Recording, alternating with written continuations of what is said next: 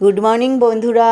কালকে তোমাদের সাথে মর্নিং রুটিন শেয়ার করেছিলাম। দেখো আমি এক্সারসাইজ করার পরে কি করি, ফুল তুলতে চলে যাই। দেখতেই পাচ্ছ গাছে অত ফুল নেই। এটা লঙ্কা গাছ, আমার বাগানে অনেক রকমের গাছ লাগিয়েছি। এই জবা ফুলের গাছ আছে, পেঁপে গাছ দেখো, ছোট্ট একটা পেঁপে পেকে রয়েছে গাছে। আরও অনেক পেঁপে গাছ আছে। আর এই ফুলটা দেখো, এই ফুলটার নাম হচ্ছে নীলমণি। এই যে কাঞ্চন, এটা হলুদ কাঞ্চন ফোটে, এখন ফোটেনি গাছে। আর এই যে চই গাছ আছে, পান গাছ আছে, এইটা আর একটা ডবল প্যাটেলের জবা ফুল।